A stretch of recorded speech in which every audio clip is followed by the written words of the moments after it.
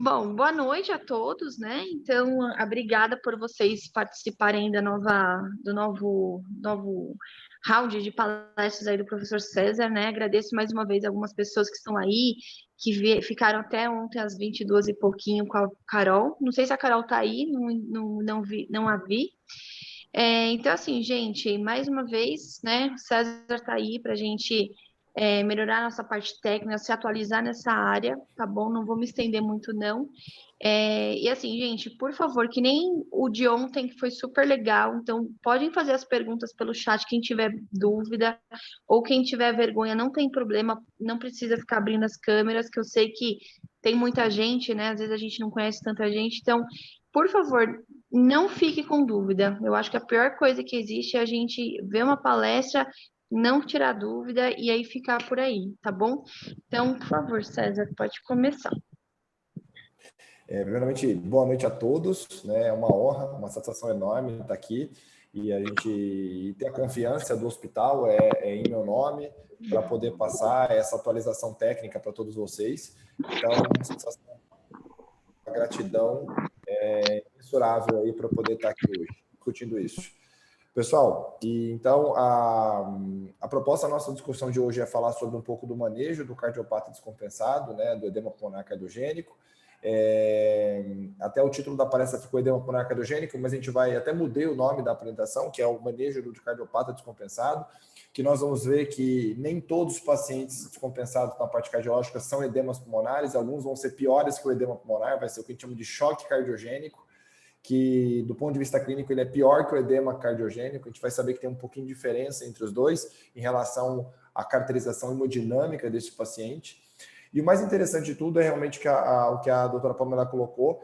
Eu vou pedir assim para vocês se podem intervir via chat, via mensagem, via Instagram, via qualquer maneira, sinal de fumaça, o que vocês quiserem. O mais importante daqui é a gente poder tirar todas as dúvidas, atualizar a equipe médica e, obviamente, isso, de alguma maneira, chegar até a beira-leito do paciente e os nossos pacientes beneficiarem, né, das condutas terapêuticas. Então, eu geralmente recomendo, tá? Geralmente nos hospitais que eu trabalho e a gente faz essas reuniões técnicas, essas reuniões técnicas ela tem que gerar um legado, né? Ela tem que gerar conhecimento para toda a equipe. Então, geralmente, a gente solicita para um membro da equipe, geralmente aquele que tem mais afinidade com o tema, para que no final da apresentação, eu vou disponibilizar a apresentação, assim que eu acabar aqui, já vou colocar em PDF. Antes de terminar, inclusive, vou fazer isso, eu vou mandar para o Júnior e para a Pamela, para ele distribuir para vocês a apresentação, para mim não tem problema nenhum, para compartilhar esse conhecimento, mas é importante que depois um de vocês, né, aí eu não sei quem vai poder fazer isso da clínica médica, que possa depois criar um protocolo institucional do que a gente vai discutir. Criar o fluxograma, apesar que tem um fluxograma aqui nessa aula no final, como que a gente aborda esse paciente, para depois a gente criar uma pasta institucional, né, uma pasta com protocolos técnicos, para que esse vire o legado do hospital, vire o legado da consultoria, no sentido de que todos falam a mesma língua, né? Todos abordam a mesma condição clínica da mesma maneira, para gerar um padrão de homogeneidade, um padrão estabelecido da equipe médica, que é um protocolo institucional. Assim como a gente está estabelecendo os protocolos institucionais de fluxo, né, de pacientes, na jornada do paciente dentro do hospital, é muito interessante a gente alinhar isso aos fluxos técnicos, né? Justamente porque não pode haver, a gente já discutiu isso logo na primeira apresentação lá do trauma, que não pode haver discrepância de um atendimento que é feito durante a madrugada e um atendimento que é feito durante o dia, né? A equipe sempre tem que falar da mesma maneira, e isso é interessante. Então, sugiro, né, quem se habilitar aqui, a criar depois e padronizar para a gente colocar nessa pasta da clínica médica. Para que serve isso? Para no futuro, quando outros integrantes entrarem, né, a gente saber que, olha, você dá uma olhada nos nossos protocolos e vê se está alinhado, porque nós tratamos eventualmente um paciente cardiopata dessa maneira. Então, você checa lá o nosso protocolo e é assim que nós abordamos, né? Então, acho que é muito interessante para a gente ter um padrão de homogeneidade aí nos nossos pacientes, tá bom? Então, depois aí, quem quiser se candidatar, fiquem à vontade. Eu vou disponibilizar a aula e o fluxograma, mas é importante até que quem pudesse habilitar a fazer esse fluxo, depois manda o fluxo para para que eu possa validá-lo, né? A gente pode corrigir junto qualquer tipo de discrepância e depois fica validado e fica institucional. Lembra que quem geralmente faz o fluxo é quem aprende mais, porque vai ter que acabar estudando um pouco mais, e isso é um investimento no próprio conhecimento, né? E se existe uma coisa que a gente não perde tempo, né, e não perde dinheiro, é investido em si, né? Investir no conhecimento. Então, fica a sugestão aqui, quem quiser se habilitar, é só me procurar depois e a gente acaba colocando. Eu geralmente coloco essa batata quente na mão do coordenador, dos coordenadores, né? No caso aqui a gente tem a doutora Cara e a doutora Orson, mas como os dois não estão aqui, eu vou sugerir que até o final da apresentação alguém se habilite a fazer esse fluxo aí para a gente, tá bom? Bom, vamos lá, para não ter mais delongas aí, eu vou colocar a apresentação. Lembra-se que a partir desse momento eu não consigo ver mais ninguém, aí quem quiser, por favor, me interrompa no áudio aqui, porque eu não consigo mais ver a tela de vocês, tudo bem? Deixa eu só minimizar essa telinha aqui. Bom, todo mundo consegue ver a minha tela? O áudio está ok? Estão conseguindo enxergar? Tudo ok? Sim. Beleza. Então, vamos lá. Vamos falar um pouquinho do manejo do cardiopata descompensado. Essa seria, assim, o título mais adequado para nós conversarmos sobre esse paciente hoje. É um desafio, né, tratar esse paciente. Nós sabemos que os nossos pacientes cada vez mais estão ficando mais velhos, né? A qualidade do atendimento médico veterinário em relação ao diagnóstico, a terapia, faz com que a longevidade aumente do nosso paciente, isso é muito bom, mas junto com a longevidade vem os seus ônus e bônus, né? Então, a gente tem doenças, né, que vão evoluir, né? As doenças comorbidades do paciente vão evoluir, e a doença cardíaca é uma doença que, assim que é diagnosticada, todos sabemos que ela não tem cura, né? Ela tem um tratamento, que um tratamento já, por se tratar da maioria das doenças das cardiopatias nos cães, se tratarem de doenças degenerativas, ou seja, elas vão evoluir, tá? Elas vão evoluir com o tempo, isso é fato. O tratamento só faz com que a evolução se torne mais lenta, mas o paciente vai evoluir e isso vai invariavelmente culminar no momento que ele vai descompensar, e é importante que nós saibamos como lidar nessa situação de descompensação e tirar desse quadro mais grave, né? Obviamente, lembrando, para quem não conhece, algumas pessoas às vezes podem não ter me conhecido nos fluxos ou nas apresentações, a minha formação toda é na parte de clínica geral e a minha formação básica é na emergência e na terapia intensiva. Eu não sou cardiologista, já vi que tem a doutora Ana, né, minha grande amiga, que está na cardiologia. Então, assim, fiquem à vontade aí para os cardiologistas que tiverem também a discutir, justamente pelo fato que eu não tenho a minha formação na cardiologia, mas é óbvio que eu sou a parte pobre da veterinária, aquela parte que faz plantão, né? Aquela parte que está lá, eu sou emergencista, então eu estou lá 3 horas da manhã com o paciente, 4 horas da manhã com o paciente, então eu não sou da cardio, né? Estou brincando, né? A gente fica brincando que os cardiologistas são a parte rica do hospital.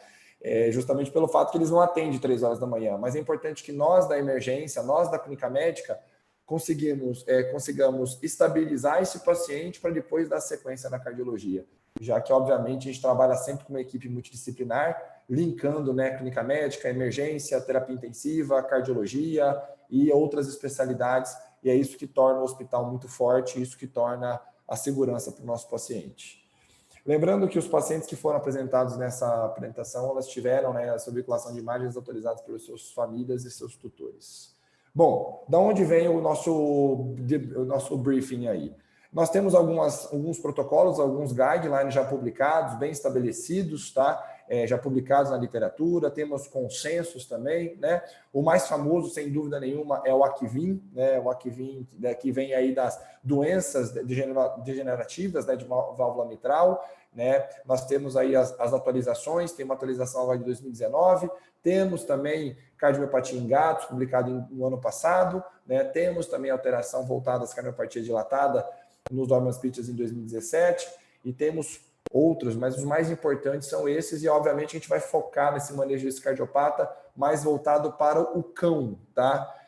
O cão cardiopata, que apresenta basicamente a doença mais comum, que é justamente a doença degenerativa da válvula mitral, e isso vai gerar repercussões hemodinâmicas importantes, e isso que a gente vai discutir. Então, nosso foco de discussão, traçando esse perfil hoje para o tratamento, seria o carro-chefe das cardiopatias, que são as degenerações valvares, e a gente sabe que a degeneração mixomatosa da válvula mitral é a mais comum de todas, Então, a gente vai estabelecer um tratamento da doença, da cardiopatia mais importante, né, da veterinária, que é justamente a doença degenerativa valvar mitral. E lembrando, por conceito, que o paciente que tem um problema valvar, ele não começa evoluindo com problema miocárdico, né? O coração não tem problema na primeira fase da doença, é um processo valvar. A gente vai discutir como evolui a doença e, obviamente, na sua fase mais avançada, que começa a ter um prejuízo funcional cardíaco, e aí que o paciente começa a descompensar e ter sinais clínicos, e isso pode gerar o edema pulmonar e o choque cardiogênico. Então, a primeira coisa que a gente tem que lembrar é o caráter fisiológico da doença, né? Nós sabemos ali que a gente trabalha num sistema fechado, né? Um sistema de alta pressão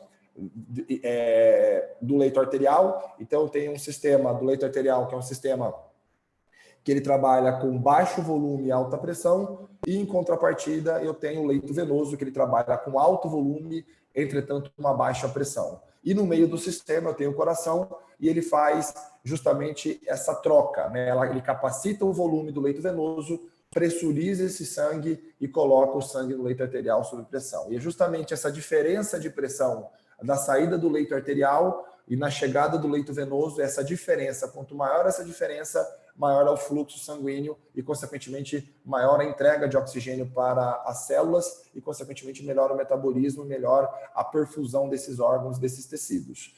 Obviamente que numa condição que o paciente tem uma doença cardíaca, por exemplo, a doença valvar crônica, eu tenho um prejuízo, porque lembrando, né, o coração tem 4 válvulas, né?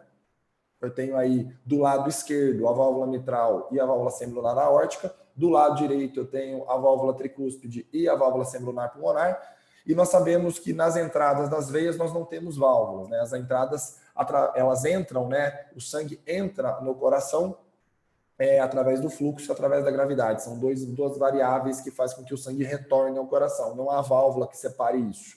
O que implica, pessoal, que nós temos essas 4 válvulas e pensando nas válvulas atrioventriculares, a dinâmica dela é que elas estão abertas durante a diástole e elas estão fechadas durante a sístole. Justamente porque durante a diástole eu tenho o compartimento atrial, o compartimento ventricular e o compartimento venoso sendo o mesmo compartimento. Então, eu tenho a abertura das atrioventriculares, tricúspide e mitral, e aí o mesmo compartimento ali de veias pulmonares ou de veia cava correspondem ali ao compartimento do átrio direito e esquerdo e do ventrículo direito e esquerdo. Então, na diástole, as válvulas atrioventriculares estão abertas e as semilunares estão fechadas. Durante a sístole, inverte-se, né? As semilunares se abrem e as atrioventriculares se fecham.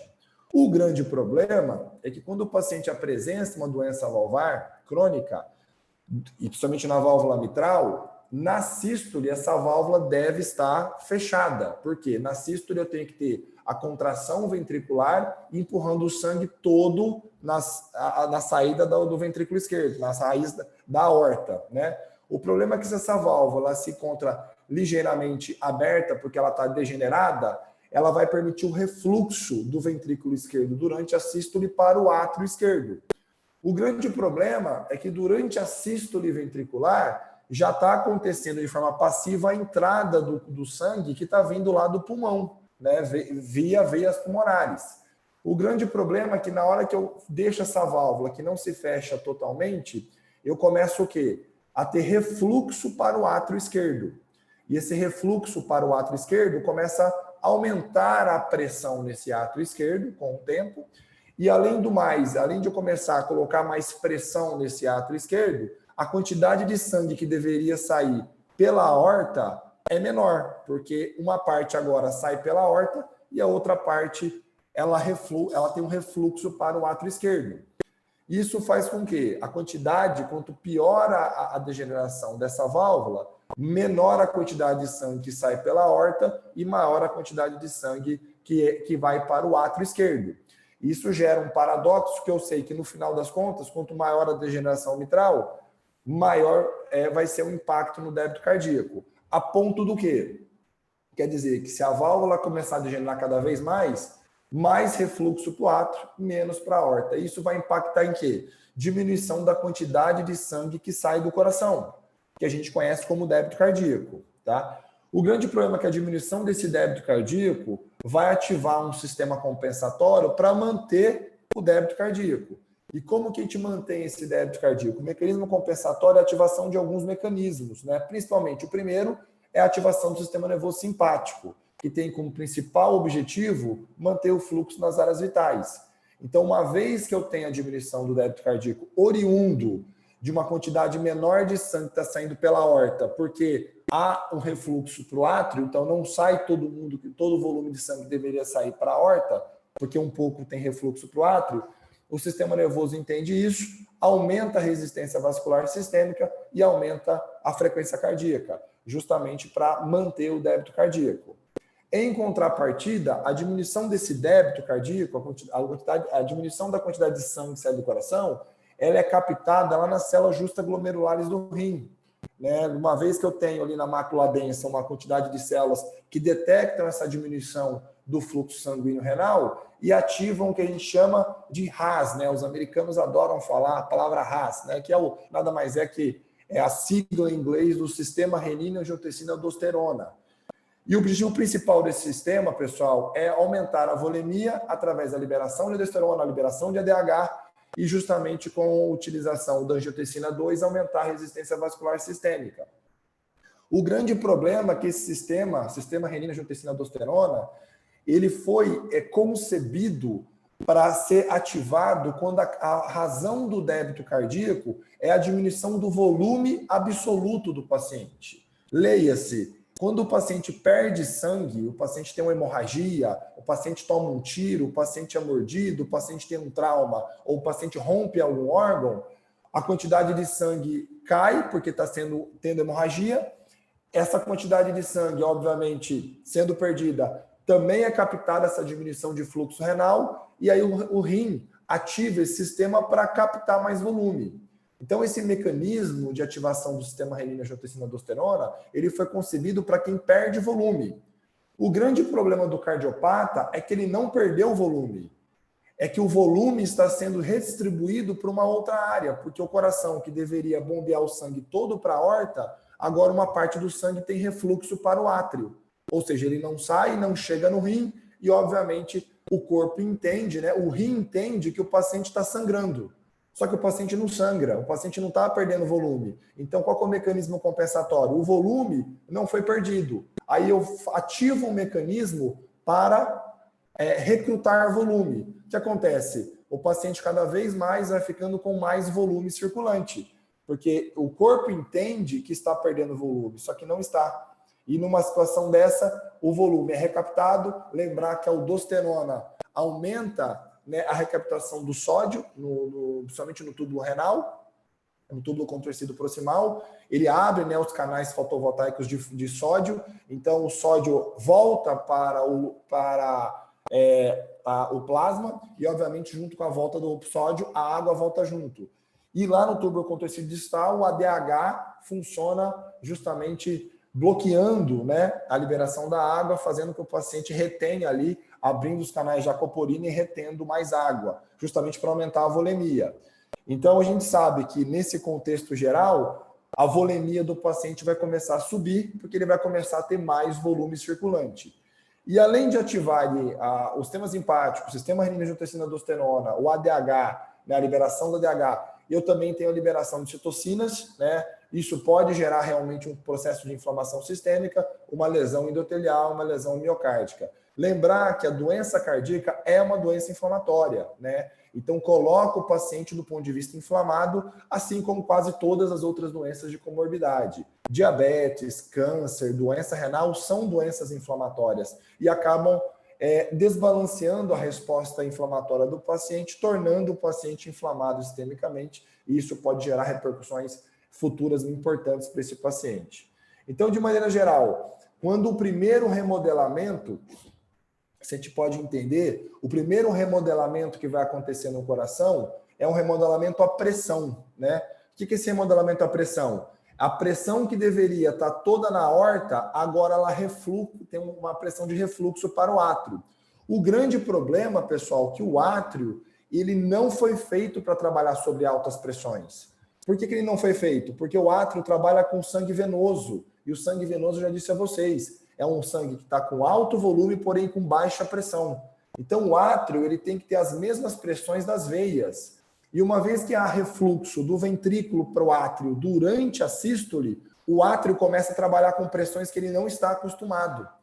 Então, no primeiro momento, esse remodelamento à pressão vai transformar o átrio, é como se o átrio estivesse fazendo uma musculação. Ele está fazendo uma academia. Então, o que acontece quando você começa a estimular o seu músculo com alguma carga? O seu músculo começa a ficar hipertrofiado. Então, no primeiro momento, o remodelamento à pressão, que é a primeira fase da doença, vai gerar um remodelamento que a gente chama de uma hipertrofia concêntrica, ou seja, de fora para dentro. O grande problema é que, com o tempo, eu tenho ativação do sistema renina-angiotensina-aldosterona e o paciente começa a recaptar mais volume. O paciente começa a ficar numa condição que a gente chama de hipervolemia, né? Essa hipervolemia vai gerar agora um novo tipo de remodelamento, tá? Que é um remodelamento por causa do volume excessivo. E esse remodelamento por volume excessivo vai gerar uma hipertrofia excêntrica do coração, ou seja, de dentro para fora agora, e vai tornar o coração maior. E, obviamente, que é isso uma das alterações que a gente encontra no paciente cardiopata, a famosa cardiomegalia. O coração começa a ficar mais aumentado de tamanho por causa de um remodelamento agora a volume. Lembra que a primeira fase do remodelamento é a pressão, é a hipertrofia concêntrica, e numa fase tardia eu tenho um remodelamento excêntrico, né, que é um remodelamento a volume, né? E obviamente que o paciente começa a ficar congesto porque eu tenho muito volume sendo recrutado. Lembra que esse mecanismo de ativação do sistema renina-angiotensina-aldosterona é um mecanismo errado, é uma fake news, tá? O rim entende como fake news. É uma fake news. O que o rim entende? Está sangrando, mas o paciente não sangra, né? Então ele ativa um mecanismo para sangramento, sendo que o paciente não sangra, isso vai gerar uma repercussão muito grande. Então, só para a gente entender e fazer um briefing em relação à terapia, a terapia basicamente é para bloquear o que o seu corpo tenta fazer.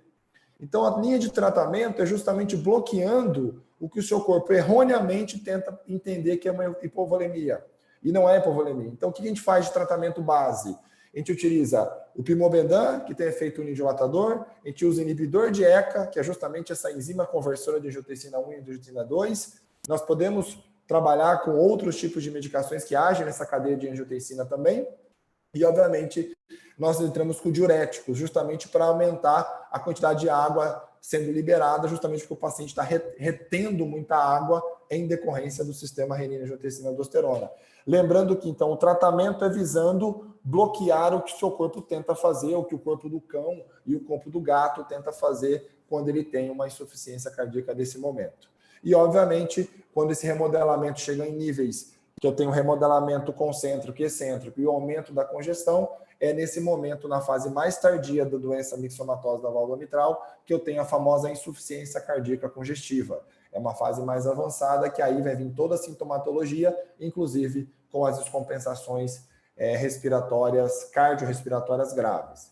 Então, baseado nessa premissa, alguém tem alguma dúvida a respeito da fisiopatogenia da doença? Porque é importante que nós entendamos essa fisiopatogenia, porque ela vai ser muito importante na hora de a gente entender, classificar o nosso paciente e poder tratar o nosso paciente. Se ninguém tiver alguma dúvida, eu vou seguir por aqui. Eu não consigo ver ninguém e eu não sei se o chat está... E aí, o que, de maneira geral, essa insuficiência cardíaca vai tornar o quê?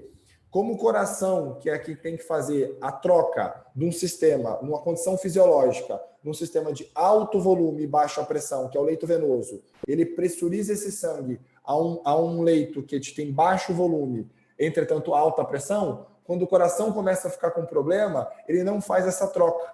Então, o que vai acontecer? O leito venoso começa a ficar com alta pressão e o leito arterial pode ficar sob baixa pressão, porque eu não tenho quem no meio faz essa troca, porque essa troca no meio, que é o coração que tem que fazer, ele acaba ficando insuficiente, eu começo a congestionar o sistema, então todo o leito venoso começa a congestionar e o leito arterial passa a não ter sangue, justamente pelo fato de que o coração que deveria bombear esse sangue para o lado arterial, ele não consegue fazer de maneira hábil porque ele está com doença.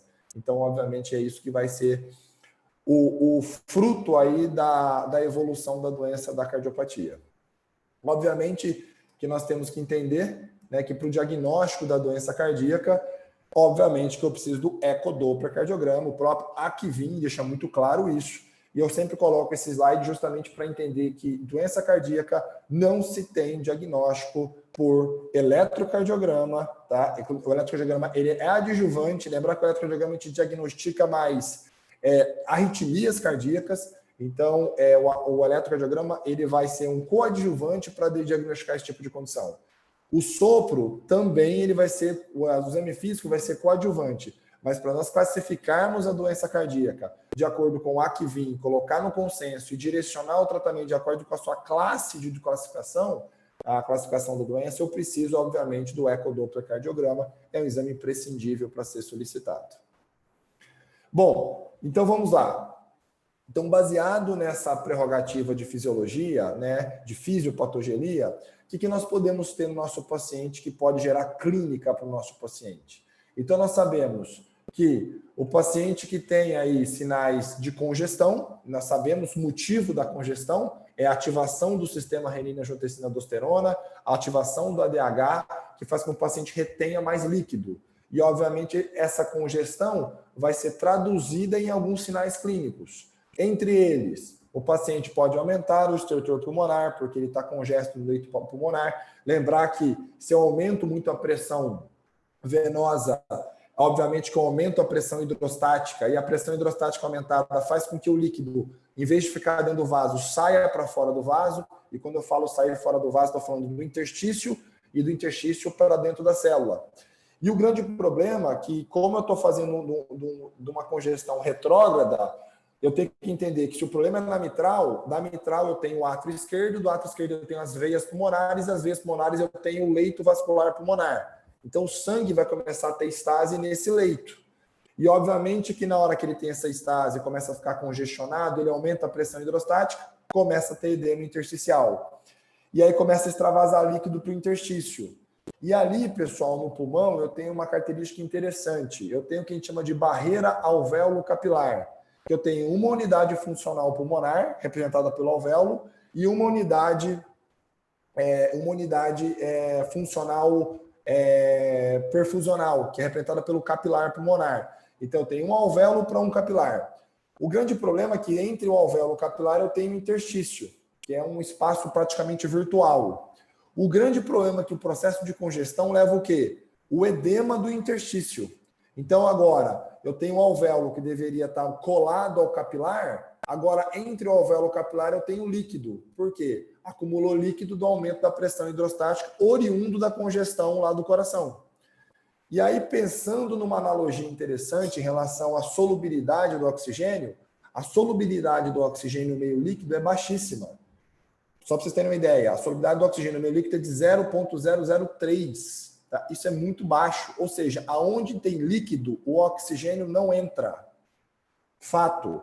Então, se tiver líquido oriundo de uma pneumonia, de um afogamento ou de um edema pulmonar, porque esse líquido acumula no interstício, o oxigênio chega no alvéolo, só que ele não consegue chegar até o capilar, porque eu tenho líquido. E como ele é muito pouco solúvel no meio líquido, ele não consegue entrar. E aí o paciente começa a ter toda a sintomatologia de falta de oxigênio. Começa a desaturar, começa a ficar cianótico, começa a ter aquela dificuldade respiratória, aquela posição ortopneica, que são todos sinais de alteração congestiva, né? Principalmente no leito vascular pulmonar. Então, os sinais de congestão são estertor pulmonar, taquipneia ou associado a orto ou dispneia, basicamente caracterizada por frequência respiratória acima de 40 incursões respiratórias por minuto. Reflexo hepatojugular positivo é aquele reflexo que a gente aperta o abdômen e as jugulares se dilatam, né? E começa a ter pulso jugular, ou até mesmo não precisa nem fazer a compressão do abdômen, você pode justamente ver as jugulares, elas ficam engurgitadas. Lembrando que as jugulares, elas adentram, né, via cava caudal, claro, a jugular interna, ela está entrando via cava cranial e, obviamente, se o coração tiver com um problema de congestão, as veias cavas também vão estar engurgitadas. A auscultação de sons de terceira bulha e edema de membros. Isso são todos sinais de congestão. Então, você viram que são vários sinais, tá? Então, fica de olho nesses sinais, que a gente vai usar esses sinais depois para a classificação da doença. E eu posso também ter agravamento da funcionalidade cardíaca. Lembra que a função do coração é pegar o sangue do leito venoso e bombear no sangue arterial. O grande problema é que numa condição mais grave da doença, o coração perde essa capacidade de bombeamento. E aí eu começo a ter dificuldade de manter perfusão no leito arterial. Então o sangue já começa a ter dificuldade para chegar em todos os órgãos e tecidos. E aí eu posso ter sinais que a gente chama de hipoperfusão. Como que a gente caracteriza sinais de hipoperfusão? Hipotensão, quando a pressão arterial sistólica em cães, né? A gente está falando de cães, abaixo de 90 milímetros de mercúrio. Um delta de temperatura, que é um gradiente central periférico de temperatura, quando eu faço a mensuração da temperatura periférica, menos a temperatura central menos a temperatura periférica, e esse delta é acima de 8. O TPC acima de 2. O AVDN, que é a escala de consciência, né? Alerta verbal, dor ou não responde, ele é diferente de A. O paciente apresenta uma taquicardia sustentada, né? Frequência cardíacas acima, né, de 180 batimentos por minuto, e um lactato sérico acima de 3,2. Esses são sinais de hipoperfusão. Então, baseado nessa prerrogativa, desses sinais que eu coloco para vocês, eu estou colocando aí 6 sinais, praticamente, de cada uma, né, relacionada a sinais de congestão ou hipoperfusão. Se o paciente tiver 2 deles, 2 sinais de congestão ou 2 sinais de hipoperfusão, nós vamos caracterizá-los e vamos começar o tratamento. Como que nós fazemos isso? Nós traçamos um perfil clínico hemodinâmico do paciente. Isso é muito importante para o diagnóstico à beira-leito, principalmente do emergencista. Porque é isso que a primeira etapa do diagnóstico é o que vai fazer com que a gente trace qual é o planejamento terapêutico desse paciente. Então, eu não coloquei para vocês o que seriam os sinais de hipoperfusão. Então, daqueles 6 sinais de hipoperfusão, se eu tiver 2 desses sinais, eu já caracterizo o paciente como hipoperfundido. E se ele está hipoperfundido, qual que é o nome que eu vou dar para ele? Ora, a falta de sangue gera diminuição de metabolismo. Uma vez que eu tenho diminuição de metabolismo, eu tenho diminuição na temperatura. É obviamente que essa diminuição da temperatura começa pela periferia, mas se o paciente começa a ter diminuição da perfusão, o que acontece com o morto? O morto não tem mais perfusão nenhuma, então a temperatura dele começa a cair ou ficar igual ao do ambiente.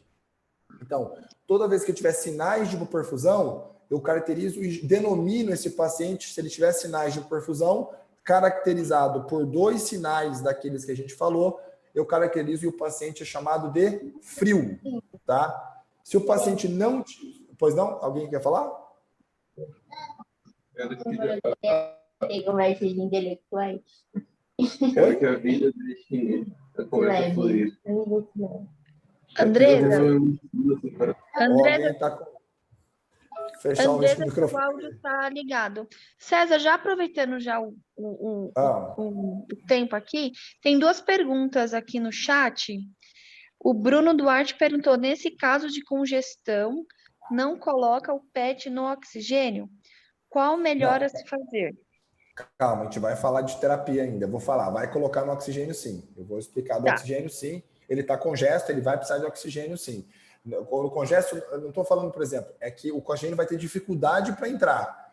O que a gente vai ter que fazer? Aumentar a quantidade de oxigênio. Mas, eventualmente, pode ser que isso não funcione, porque a quantidade de líquido pode ser tão grande que você tem que tirar esse líquido e, às vezes, você precisa de suporte ventilatório para isso.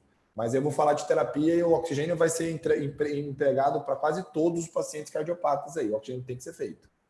Perfeito. Agora a doutora Gleice perguntou assim, se não tivermos como aferir o delta, a hipotermia por si também pode ser considerada sinal de hipoperfusão?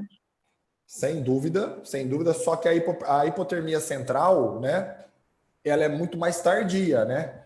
Lembrar que os nossos pacientes, eles morrem da periferia para o centro.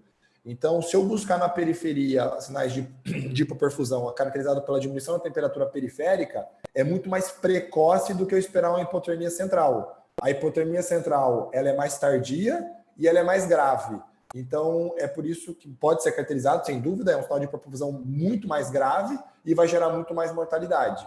Então, a gente prefere, não que não possa ser utilizado, pode, mas lembrar que a gente quer precocidade em relação ao diagnóstico. Então, por isso que a gente caracteriza aí a hipotermia periférica e a gente caracteriza essa hipotermia periférica como alteração perfusional e ela é caracterizada pela diminuição aí, ou aumento, na verdade, da relação É a temperatura periférica, a temperatura retal, né, ou temperatura central, menos a temperatura periférica. Quando esse valor é acima de 6 a 8, isso já me dá uma denotação de alteração perfusional periférica grave. Periférica, não chegou na linha central. Porque quando chega na linha central, geralmente os sistemas compensatórios já foram todos exauridos e aí a condição do paciente é muito mais grave. Beleza? Posso continuar ou tem mais alguma pergunta? Não, pode sim, ela só agradeceu. Beleza. Então, a hipoperfusão, então, nós temos sinais. Se o paciente está hipoperfundido, a gente chama de frio. Se ele não tiver hipoperfundido, vamos chamar de quente. E congesto, como que a gente funciona o congesto? Se o paciente tiver sinais de congestão, o que seria sinais de congestão? Caracterizado por mais de 2 sinais daqueles sinais que eu coloquei para vocês, por isso que é bom colocar depois no nosso fluxo, né? Quais são os sinais de congestão? Se tiver mais de 2, ele é considerado congesto. Então, qual é o nome que a gente diz para o congesto? Não tem acúmulo de líquido? Então, a gente chama ele de úmido. O paciente está úmido. E se ele não tiver sinais de congestão, ele é chamado de seco. Então, o que a gente vai fazer para criar o perfil clínico-hemodinâmico? Eu vou cruzar as características de hipoperfusão e vou cruzar com as características de hipoperfusão. De hipoperfusão e congestão. Então, vamos lá. O primeiro cruzamento das duas coisas, quer dizer, nessa condição número 1 aqui, o paciente não tem sinais de hipoperfusão, então ele é denominado quente. Só que ele tem sinais de congestão, então ele é considerado úmido. Então, quem que é o quente úmido para nós? Nós vamos começar a chamar agora o quente úmido de edema pulmonar cardiogênico, que é um paciente que está muito congesto, mas o coração ainda consegue manter a condição perfusional. Então, existe a possibilidade ainda do coração ter aí uma condição mais favorável, porque ele é só um edema pulmonar. Todo mundo fala, mas um edema pulmonar é grave, mas a gente vai ver que tem condição mais grave que essa. Tá? Então, quando a gente chamar que o paciente tem ainda condição perfusional, mas ele está congesto, a gente vai chamar de edema pulmonar cardiogênico. Numa outra condição, o paciente pode estar hipoperfundido e congesto. O problema é que se está hipoperfundido e congesto, ele é pior ainda, porque além de estar congesto, o coração está com dificuldade em conseguir manter o débito cardíaco. Ou seja, o paciente vai ter hipotensão, hipotermia mais grave, alteração de delta, lactato aumentado, alteração de consciência, e nós vamos chamar essa condição de congestão com alteração perfusional de choque cardiogênico. E aí, pessoal, muda o prognóstico e muda o tratamento. Porque vamos colocar uma analogia simples, pessoal. Na condição de hipoperfusão, lembrar que o simpático está ativado no máximo, o que está acontecendo com a perfusão renal, por exemplo, desse paciente? Você acha que o rim está recebendo sangue nessa condição de hipoperfusão grave? O rim não está recebendo sangue.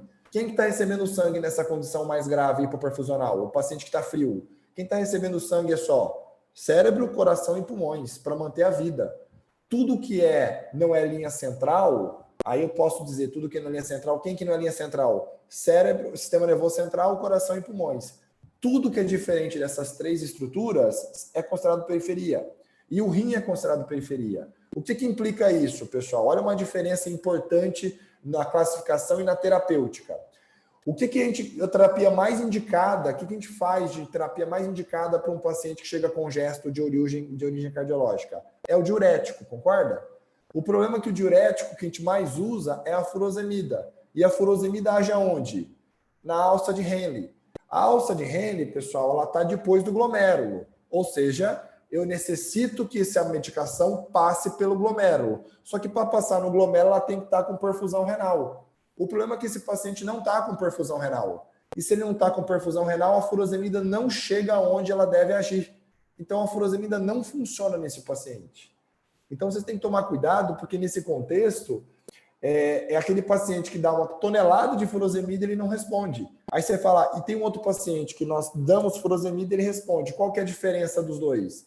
Um é edema pulmonar cardiogênico, mantém a condição perfusional, e o outro é choque cardiogênico. E nós temos que saber diferenciar essas duas situações, porque assim, de bater o olho, só de você olhar, você vê que são 2 pacientes muitas vezes que estão ortopneicos, dispneicos, cianóticos, só que um é mais grave que o outro. E tem terapias diferentes. Perfeito? Agora, o paciente não tem sinais de congestão e não tem sinais de perfusão, ele está quente, não tem sinais de perfusão e está seco. Ou seja, isso não é doença, isso é metaterapêutica. Então, emoji feliz, e, obviamente, que esse paciente, obviamente, não tem nenhum tipo de problema, é a nossa meta terapêutica. E, obviamente, que eu tenho uma condição que é um paciente que tem sinais de hipoperfusão, né? E um paciente que não tem sinais de congestão. É o que a gente chama de frio seco. Quem que é esse paciente? Falta de volume. Aonde está esse paciente? São os pacientes que são esquecidos no diurético ou tomam altas cargas de diuréticos. Ou seja, os pacientes secam, urinam tanto que secam. Agora sim eles têm hipovolemia, porque eles perderam uma quantidade de volume muito alto. Obviamente que o tratamento para esse paciente qual é? Suspender o diurético, pensando que ele está no excesso de diuréticos, e dar volume, restabelecer o volume. Então, o frio seco é um paciente, geralmente na cardiologia, que tomou uma quantidade enorme de diuréticos, ou seja, ele secou totalmente, não tem mais líquido fazendo edema, mas também não tem mais líquido para manter débito. Então, ele está frio, hipoperfundido e seco totalmente. Então, esses são os critérios de perfil clínico hemodinâmico. Então, como que a gente pode também utilizar um perfil interessante para fazer uma diferenciação à beira-leito? O hospital, acredito que em breve está adquirindo aparelho de ultrassom, né, portátil, que a gente vai usar na emergência, e nós na emergência temos que saber usar algumas técnicas, tá? Principalmente para fazer diferenciais. Então, o que a gente pode fazer nos nossos pacientes? Fazendo um corte transversal para externar o lado direito, principalmente a altura do nível da base, a gente vai pegar uma relação que ela vai nos dar um substrato para ver se existe processo congestivo no nosso paciente. A literatura recente prova que não é a patognomônica nesses casos, mas vai dar uma boa diferencial. Quando eu associo isso à sintomatologia que o paciente tinha, ao histórico médico e o que o paciente apresenta para nós da emergência. Então, o que a gente vai pegar nesse corte transversal para external do lado direito? Né? O que a gente vai pegar? A famosa relação átrio-esquerda-aorta, tá? Então, a relação átrio-esquerda-aorta, eu estou vendo essa setinha azul é a aorta e a setinha vermelha é o átrio esquerdo. E a gente vai caracterizar, e assim, eu sou da emergência, né? Eu não sou da cardiologia. Então, nós não temos tempo para ficar medindo. Existe a metodologia sueca, né? O método sueco, que a gente vai fazer o quê? O que é relação átrio-esquerda-aorta? Eu faço o diâmetro, tá, do átrio esquerdo e divido pelo diâmetro da aorta. Se essa relação for maior que 1,6, sugere aumento atrial e sugere, obviamente, que esse paciente tem um processo congestivo. Associado a isso, o paciente que ele vai lá, ele está com um histórico de uma cardiopatia, tem sinais de congestão, tem sinais de hipoperfusão e clinicamente tem todos os sinais, ou seja, é um paciente que está congesto, então a origem, provavelmente, desse edema é de origem cardiogênica, ok? O que eu gosto de caracterizar? Eu não gosto muito de usar o método sueco, porque na emergência a gente não tem tempo para me mensurar. Então, o que eu costumo utilizar? Eu sou um pouquinho mais simples, né? A gente vem de uma escola simples, é uma pessoa simples, com uma ideia simples, que a gente faz aqui? Uma relação que a gente chama de bola-baleia, né? A aorta vira a bola e o átrio esquerdo vira a baleia. E aí, o que eu faço na emergência? Eu vejo quantas bolas cabem dentro da baleia, tá? Então, o que implica isso? Se, eventualmente, dentro da baleia, eu consigo colocar mais de 2,3 bolas, né? Então, eu tenho o tamanho da minha bola, o tamanho da minha aorta. Então, estou lá a minha aorta. Se eu consigo colocar 2,3 bolas dentro da minha baleia, significa que essa baleia está aumentada, então esse átrio está aumentado. Então, essa mensuração que eu faço na emergência e me colabora aí para tomar a decisão se o paciente pode ser congesto ou não, tá? É a famosa relação átrio esquerda-aorta. Então, nós temos um paciente aí, ali a bola-baleia, estão vendo a bolinha-baleia? Se eu frisar, não dá mais assim, ó, frisei, tá vendo? Cabe 2,3 bolas? Aí alguém abre o áudio aí e me fala, cabe 2,3 bolas dentro dessa baleia? Alguém responde só sim ou não? Cabe ou não cabe? Não. Não cabe, né? Então, se esse paciente vem dispineico, respirando mal, cianótico, provavelmente eu descarto a possibilidade de um processo congestivo para esse paciente no primeiro momento, porque eu não tenho uma relação átrio esquerda-aorta aumentada. E agora, se vem esse paciente para vocês, como que está a relação bola-baleia? Cabe mais que 2,3 bolas dentro da baleia? Cabe, não cabe? Ó, uma bola tá aí. Olha quantas bolas cabe aqui dentro.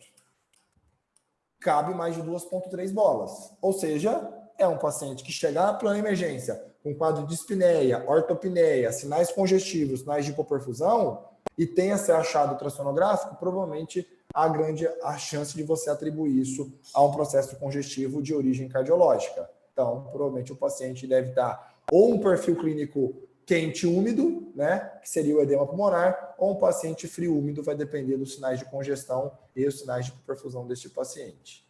Associado a isso, nós podemos também utilizar, tem outras técnicas ecocardiográficas, a gente vai fazer conforme o tempo, mas também posso associar o VET-Blue, né, que eu vou pegar 4 quadrantes pulmonares e vou buscar linhas de reverberação do folheto parietal, buscando o famoso cauda de cometa, a famosa linha B. Quanto mais linha B eu tiver, maior o infiltrado intersticial desse paciente. E, obviamente, quando eu associo isso a um átrio esquerdo aumentado, associo isso a sinais de congestão, associo isso a sinais de perfusão e associo isso a achados ultrassonográficos pulmonares, isso me dá muito dado para eu tomar a decisão à beira-leito. Então, lembrando que depois a gente também vai fazer treinamento quando chegar o equipamento, para a gente conseguir diferenciar, né? Aí eu tenho a sequência A, B, C, D, é um paciente que evolui aí com um quadro de edema, né? Justamente pela caracterização de aumento dessas linhas B nos pulmões, significando aí infiltrado intersticial. E claro que não dá para afirmar que é de origem cardiológica, obviamente,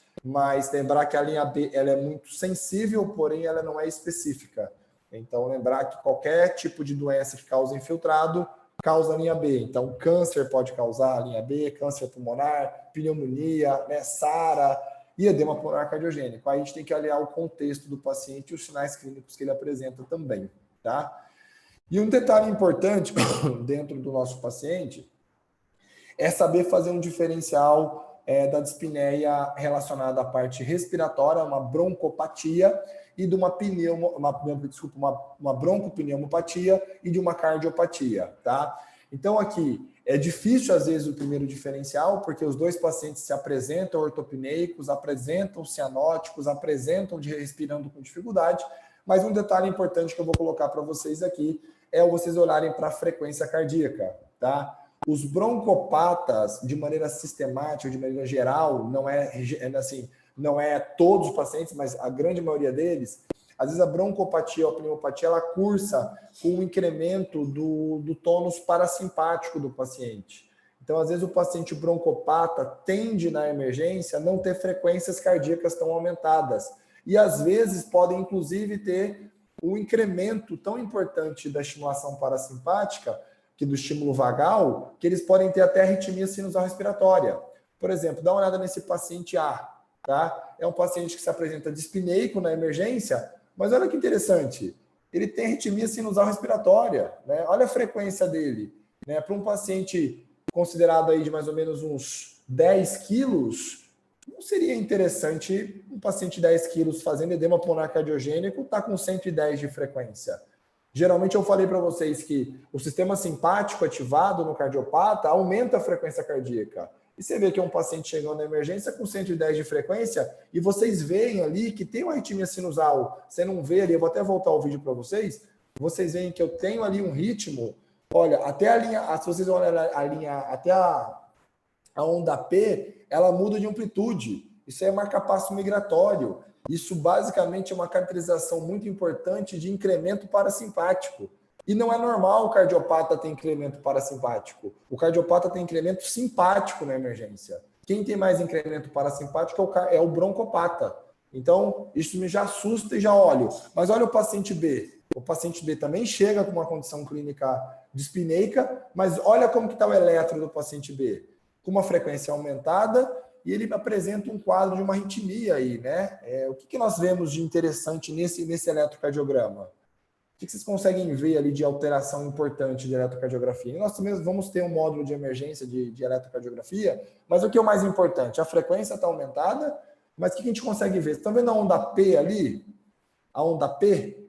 Ela não tá fundida na onda T? Vocês conseguem ver isso?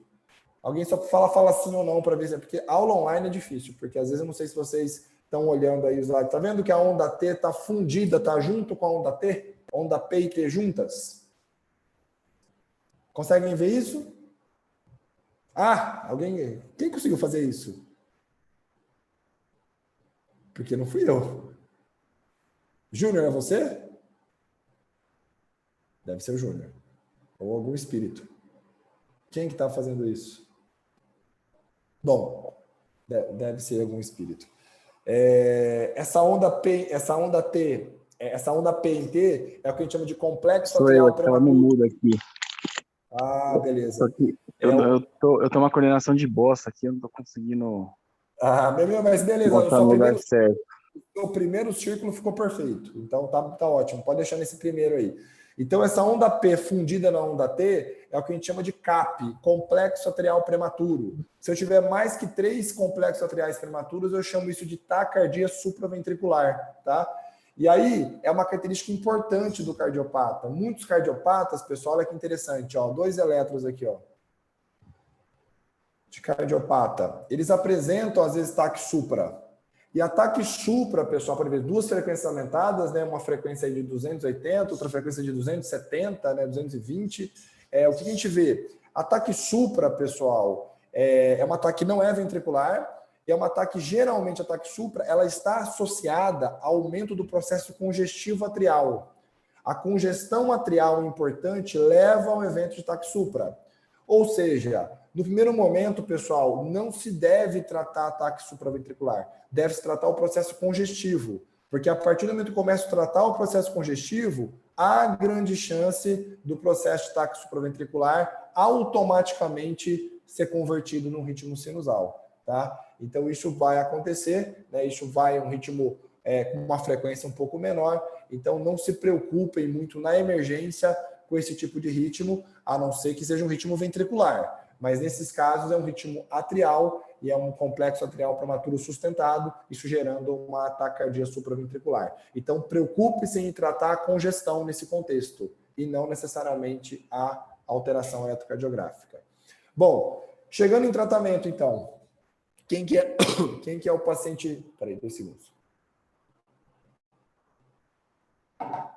Quem que é o paciente quente úmido? Então, paciente quente úmido, como que é a abordagem terapêutica dele? Primeira coisa que a gente vai fazer, oxigênio para esse paciente, geralmente via catéter nasal, ou via oxigenação nasal de alto fluxo, que é o NAF, ou em algumas condições até ventilação mecânica. O hospital ainda não conta com suporte de ventilação mecânica ainda, mas o que a gente pode fazer e não conta também com oxigenação nasal de alto fluxo. Então, a gente pode utilizar a catéter nasal, que é a oxigenação nasal de baixo fluxo, colocando um oxigênio ali entre 100 a 200 ml por quilo minuto, tá? No catéter bilateral.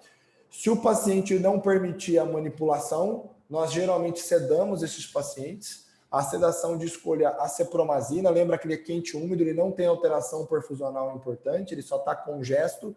A cepromazina é uma opção nessa dose, 0,012, uma dose baixa intramuscular, ou até mesmo nesse contexto a gente utiliza o butorfanol. Né, o butorfanol também tem um potencial sedativo importante, e o butorfanol ainda tem uma outra coisa interessante, que é o efeito antitussígeno. Né? Esses pacientes, como eles têm aumento do átrio, e o átrio esquerdo pressiona o bronco principal, nós temos aí um efeito de tosse constante nesses pacientes, e o butorfanol às vezes ajuda, obviamente, nesse contexto de reflexo de tosse. Então, os sedativos que a gente mais utiliza na emergência para o cardiopata é a cepromazina e o butorfanol. A morfina é descrita no consenso Akivin como um potente sedativo, ela redistribui o fluxo esplânico sanguíneo, diminui a pressão capilar, mas lembrando que a morfina ela pode ter efeito emético nos pacientes, né? Principalmente os pacientes que não têm muita dor. Então, tudo que eu não quero é um paciente respirando mal na emergência, vomite, e aí se ele vomitar, tem um maior risco, né, de obviamente ele ter... Peraí que a Celi está me interrompendo. A Celi sempre me interrompe, eu peço perdão para vocês. Vocês não conseguem escutar a Celi, que a Celi entrou aqui para conversar comigo. Então, a morfina, ela pode fazer o paciente vomitar. E tudo que eu não quero é um paciente vomitando, respirando mal, porque a chance de broncoaspiração dele é muito grande. Então, eu não gosto de utilizar morfina nesses pacientes, mesmo porque os pacientes cardiopatas geralmente são pacientes mais idosos, meia idade para frente. E até que se prove o contrário, esse paciente pode ter outras doenças, principalmente mastocitoma. E se fazer morfina num paciente com mastocitoma, eu aumento o risco de degradação de mastócito e, obviamente, o paciente pode cursar aí com a degradação de histamina junto com a heparina e o paciente pode ter aí uma alteração hemodinâmica mais importante do que ele já apresenta com a cardiopatia. Então, eu não gosto particularmente de fazer morfina sem ter certeza que o paciente não tenha mastocitoma. Então, e o paciente idoso, né, ou de meia idade à frente, costuma ter as cardiopatias. Eu não fiz o exame físico completo para ver se ele tem algum nódulo que sugira mastocitoma nesse momento da emergência ainda. Então, as opções são a cepromazina e butorfanol. O butorfanol na dose 0,3 miligramas por quilo, tá? Então, a gente faz a dose 0,3 miligramas por quilo e a cepromazina 0,012 miligramas por quilo. E a vantagem da cepromazina e do butorfanol é que a gente pode fazer intramuscular ou subcutâneo e ela tem um efeito bem rápido, ou até mesmo OP naqueles pacientes que a gente não precisa fazer necessariamente IV, já que a gente nem tem acesso no primeiro momento para esses pacientes. Fluidoterapia, nesse primeiro momento, uma fluidoterapia controlada, obviamente, né, justamente pelo fato que o paciente está congesto, então a gente tem que tomar cuidado com isso, com a fluidoterapia, e obviamente entrar com diuréticos. Diurético de escolha furosemida, 3 miligramas por quilo IV em bolos, tá? É a primeira coisa que a gente faz nesses pacientes. E, obviamente, logo após o bolos, a gente já começa a infusão contínua a 0,7 miligramas por quilo hora, tá? É imprescindível que a gente coloque os pacientes na infusão contínua, tá? Eu vou mostrar para vocês estudos que colaboram com essa decisão de que é mais eficaz colocar o paciente em infusão contínua. Obviamente, se a gente não consegue uma boa resolução do quadro, uma opção é entrar com vasodilatadores, que vasodilatadores, na verdade, tem o objetivo de readequar o volume. Vasodilatar leito arterial, facilitando a ejeção ventricular do coração, e vasodilatar o leito venoso, redistribuindo o fluxo e diminuindo a pressão venosa. Então, o nitroprusiato é uma opção quando aqueles pacientes estão ali na furosemida, não responderam bem ao oxigênio, não estão indo bem com a sedação e o paciente não tolera, então a gente acaba colocando o paciente, uma das indicações é fazer os vasodilatadores mistos, e o principal hoje que a gente usa na rotina é o nitroprusiato. Começa com uma dose mais baixa, 0,5 microgramas quilo minuto, e vai titulando. E a meta terapêutica é a gente não reduzir mais que 10% da pressão arterial de chegada. E lembrando que o paciente quente e úmido, ele não pode estar hipotenso, porque se ele tiver hipotência, ele não é mais quente e úmido, ele é frio e úmido. Então, se a gente tem uma meta terapêutica de conseguir clarear e reduzir 10% mais ou menos da pressão como meta, lembrar que se o paciente chega a 140, eu posso reduzir 14 milímetros de mercúrio da pressão. Porque se eu reduzir demais essa pressão também, eu posso ativar o sistema simpático de maneira mais exacerbada e, obviamente, o paciente pode piorar ainda o desfecho clínico. Então, o nitroprusiato tem que ser usado com cautela, não se reduzindo a pressão arterial mais que 10% do valor de chegada na emergência para esses pacientes. Então, é isso que a gente costuma recomendar para esses pacientes. César, Obviamente que uma dica... Pois não? Desculpa te atrapalhar, tem uma pergunta Pode da falar. doutora Grace aqui, ó. Mas respirar mal causa dor, né? A morfina pode beneficiar nesse caso também? Para gatos, usamos essa dose de acepromazina também? Para gato, como eu falei para vocês, o gato a gente pode usar essa dose sim, mas o gato, o mecanismo fisiopatológico da doença cardíaca é um pouco diferente, tá? O gato, ele geralmente vai fazer mais... Ele tem a doença restritiva, a doença de cardiopatia hipertrófica, vai fazer mega-átrio, vai fazer trombo, né? E geralmente a manifestação clínica do gato é um pouquinho diferente. Geralmente, quando o gato se apresenta na emergência, ele tem um substrato de dor muito mais importante, porque ele não vem apresentando só a cardiopatia. O gato, quando descompensa, na verdade, ele vem descompensado mais por causa que ele está fazendo a complicação mais grave da cardiopatia em gatos, que é o tromboembolismo aórtico. Aí sim, o tromboembolismo vai gerar muita dor. Aí eu concordo que aí um analgésico um pouco mais pesado vai ser indicado. Mas eu posso dizer para vocês, Gleice, que essa respiração que o paciente tem, ela causa mais desconforto do ponto de vista da ansiedade pela privação do oxigênio do que propriamente dor, tá? Esse paciente ele causa até mais ansioso e com mais euforia em decorrência da falta de oxigênio, não de dor propriamente dita, tá? Então a sedação é importante, não significa que a gente não vai fazer analgésicos para esse paciente. O problema é que a gente pesa na balança a morfina para esse paciente, se ele vomitar ou pensar em vomitar, esse paciente tem um risco potencial de broncoaspiração. E se esse paciente for um braquicefálico, fazendo edema, tá? Pulmonar, fazendo um quente úmido, aí que eu não faço a morfina mesmo, porque o braquicefálico já tem uma via aérea pronta para broncoaspirar, né? E aí o paciente broncoaspira, e lembrar que o braquicefálico, às vezes, ele broncoaspira, e lembrar que o braquicefálico é autossustentável. Ele nem sujar o tapete, ele suja. Porque na hora que todo o vômito que chegou na região de orofaringe, ele já absorve na traqueia. Ou seja, não cai nem sujeira no tapete. é aquele paciente que broncoaspira e você nem vê que ele broncoaspirou. E quando eu falo em braquicefálicos, eu estou incluindo os cães braquicefálicos e todos os gatos, tá? O gato, às vezes, ele broncoaspira e você nem vê. Então, eu sou um pouco reticente. Tá no consenso fazer morfina, mas isso é uma opinião minha, tá? Eu não acredito que o paciente tenha tanta dor para respirar dessa forma, ele está mais eufórico, ansioso por causa da falta de oxigênio, e obviamente que ele vai se beneficiar aí de um ansiolítico ou de uma medicação que vai deixar ele mais calmo, tolerante ao oxigênio, e lembrar, quanto mais ansioso, mais ele tenta puxar oxigênio, mais oxigênio ele gasta. E um paciente que não pode gastar oxigênio. Então, nesse contexto, a cepromazina e o próprio butorfanol, que são mais sedativos do que analgésicos, seriam melhores. A morfina, ela pode ter um efeito sedativo e também um potente efeito analgésico, mas ela vem com um efeito, provavelmente, potencial emético, que se o paciente broncoaspirar, você provavelmente vai perder o paciente, porque já tem uma condição comorbidade grave, que é a cardiopatia, e agora você tem uma broncopneumonia aspirativa, né, que geralmente, quando está associada a essa outra condição clínica, dificilmente a gente consegue salvar esse paciente. Eu não sei se eu fui claro com a resposta, mas... Não? Se quiser, eu posso seguir também. Depois a gente pode discutir a discussão. Tá. Bom, e a dica importante aí para furosemida, porque às vezes a gente fala de infusão e às vezes as pessoas vão falar assim, beleza, tem que fazer furosemida, mas como prepara a infusão? Que isso que é a principal dúvida, né? E aí? Fica um monte de bater na cabeça, como faz o cálculo? Como faz o cálculo? Simples, tá? 3 miligramas por quilo IV. E a infusão? Como que a gente prepara a infusão rápida? Que o pessoal da enfermagem tem que estar craque para preparar isso.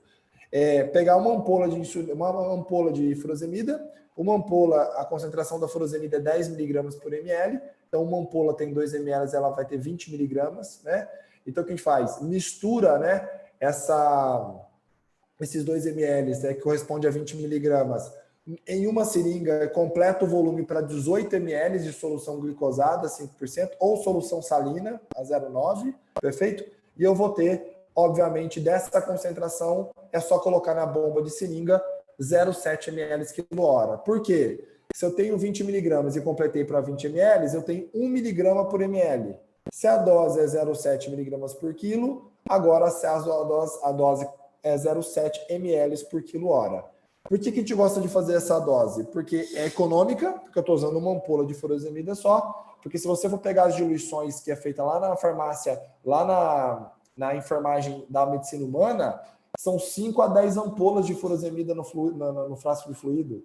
Pessoal, 5 a 10 ampolas. Se esse paciente morre daqui 20 minutos, é um prejuízo. Então, o que a gente costuma fazer? Vamos otimizar. E a maioria dos nossos pacientes que fazem edema pulmonar, me corrija se eu estiver errado, mais de 80% dos nossos pacientes têm menos que 20 quilos fazendo edema, né? E já resolveria a maioria dos nossos pacientes aqui. Então, de maneira sistemática, a gente gosta de preparar a dose de emergência da furosemida, justamente essa. É uma ampola de furosemida, completa para 18 ml, né? Completa para 20 e coloca na bomba de infusão a 0,7 ml quilo hora. Aí fica muito fácil a conta, porque você já sabe que essa solução é padrão, é só multiplicar o peso por 0,7 ml. Então, se o paciente pesa 5 quilos, vezes 0,7, isso vai me dar 3,5 ml por hora, né? E coloca na bomba de infusão para fazer, então fica mais fácil as diluições para colocar esse paciente prontamente na furosemida. E aí os trabalhos, tem vários trabalhos, esse aqui é um dos mais importantes, tá? Em relação à comparação da infusão intermitente em bolos de furosemida e da CRI, né, que é a infusão contínua. O trabalho aqui que foi interessante, colocou, pessoal, que quando a gente compara a infusão contínua de furosemida e a infusão contínua de eupório de bolos, há um risco potencial, sim, da infusão contínua causar mais efeitos adversos, principalmente na parte de creatinina, que pode incrementar um pouco mais e gerar um distúrbio renal desse paciente. Só que, pessoal, é um erro achar que a furosemida é tóxica. A furosemida nunca foi tóxica, não é tóxica. O que é tóxica é a pecinha que manipula a furosemida. Então, por exemplo, se você esquecer o paciente na infusão contínua, é claro que ele vai urinar mais e é claro que ele vai fazer hipovolemia. Então, de maneira sistemática, esse é um paciente que vai precisar ser monitorizado. Então, se ele está sendo monitorizado, dificilmente você vai perder a mão e não vai suspender a furosemida quando você notar que esse paciente já está seco. E aí você vai acompanhar o paciente, vai auscultar, ver se a linha B no ultrassom está diminuindo, se os padrões de ausculta de congestão estão diminuindo, se a congestão geral do paciente está tendo resolução. E aí, nesse momento que você suspende a infusão contínua e prescreve o bolus, né, para o paciente continuar recebendo. E é claro que precisa de um acompanhamento mais desse paciente. Então, o estudo, assim, a maioria dos estudos fala assim, não, a furosemida, ela tem um potencial, ela enxuga mais a infusão contínua, só que ela causa mais distúrbio renal. Só que se você comparar e se você for avaliar, a gente vê que o paciente que desses estudos, grande parte desses pacientes ficou tempo, às vezes, a mais do que precisava na furosemida. Então, eles secaram demais, ficaram frio e seco para depois tirar a infusão. E é claro que quando tiver frio e seco, falta sangue no rim e o rim sofre. Então, o mais importante do que não é só prescrever a furosemida em infusão, mas monitorizar a furosemida em prescrição de diurético de infusão contínua. Isso que é o mais importante desses pacientes. E se o paciente eventualmente apresentar um choque cardiogênico? Choque cardiogênico é a condição mais grave. Então, esse paciente, oxigênio, sedação e fluido, basicamente sempre guiada. Muitas vezes esse paciente nem precisa nem sedar, porque ele já chega numa condição tão mais grave, tão alteração de consciência que ele permite manipulação. E esse é um paciente que necessita, obviamente, na primeira instância, aumentar a força de contratilidade, aumentar o desempenho cardíaco. E é um paciente que vai ter que, invariavelmente, inicialmente, a começar com dobutamina. Então, esse paciente ele inicia com a dobutamina, que é um inótropo positivo. Começamos a usar 3 a 5 microgramas por quilo, é a dose inicial, de 3 a 5. A literatura recomenda essas 2 doses. Eu começo geralmente em 5 microgramas por quilo minuto. E esse é um paciente que já tem indicação de Clobendam. Porque pelo Akivin, pessoal, lembrando o Akivin, o classe A do Akivin é aqueles pacientes que são predispostos racialmente, tá? Aí tem Cocker, tem o Kim Cavalier, tem uma série de raças que são predispostas geneticamente. São pacientes que a gente chama de classe funcional A. Aí tem o B1, B2. O B1 não tem repercussão hemodinâmica, não tem alterações eletrocardiográficas, tá? Ele tem alterações, sinais ecográficos, porém sem repercussão hemodinâmica. O B2 tem sinais ecocardiográficos com repercussão hemodinâmica. O C é que tem repercussão hemodinâmica mais sinais clínicos. E o D é o último estágio, aquele paciente que já está refratário a algumas terapias, é um paciente que já está mais próximo aí a ser refratário a quase todas as terapias. Então, lembrando que pelo Akivin, o próprio consenso novo, e a gente teve aí vários estudos, né, o EPIC foi o principal deles, que indica que todo paciente que tenha classificação acima de B2, de B2 para cima, já tem indicação do uso do Clobendam. Se o paciente fez edema uma vez na vida, ele já é considerado C, ou seja, ele já é acima de B2. Então, todo paciente que fez edema, ele já tem indicação de Clobendam. Então, nós na emergência, iniciamos a dobutamina nesse paciente, mantemos assim na internação o Primobendam e já começamos o uso do Primobendam a 0,3 miligramas por quilo. BID no primeiro momento, mas nós sabemos que off-label, né, não tem estudos, são off-label, que a gente pode pegar a dose 0,3 e colocar TID nas primeiras 24 a 48 horas para esse paciente, para otimizar a performance miocárdica. Não é uma dose que está estabelecida em consenso, mas é uma dose de off-label que a maioria dos cardiologistas utilizam, pegando a dose que seria BID e colocando TID para esses pacientes. E, obviamente, que o diurético que a gente usa nesse paciente não é infusão contínua, é uma dose menor, 2 miligramas por quilo, porque lembrar que a furosemida ela tem um rápido efeito, um efeito muito pequeno de vasodilatação na artéria pulmonar, e isso pode diminuir a pressão hidrostática no capilar pulmonar e diminuir a chance de edema.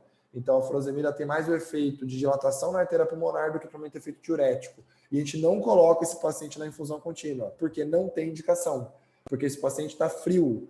E eu preciso restabelecer o fluxo sanguíneo renal para que eu consiga utilizar o rim como um ajudante. Então, melhora a performance miocárdica com inótropo e depois eu coloco na furosemida.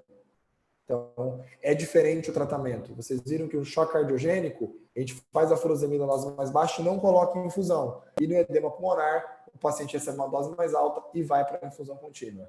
E aqui a dobutamina tem que ser titulada, né? Começamos com 5 microgramas por quilo minuto e vamos titulando, podendo chegar até 15 microgramas por quilo minuto. Obviamente que se o paciente não responder à terapia, eu posso, se ele respondeu eventualmente à dobutamina, eu posso entrar associado à terapia do quente úmido com diuréticos ou até mesmo vasodilatadores, ou eu posso ter necessidade de entrar com vasopressores se ele não responder totalmente aos diuréticos. Aos inótropos. Por quê, pessoal? Porque na maioria das vezes, pensem que pode ter um fundo séptico também. É aquele, às vezes, paciente que está já apresentando edema perilar, aquele edema pulmonar, há mais ou menos uns 2, 3 dias já está tossindo, já está congesto, e quando ele piora de uma vez é que a família traz.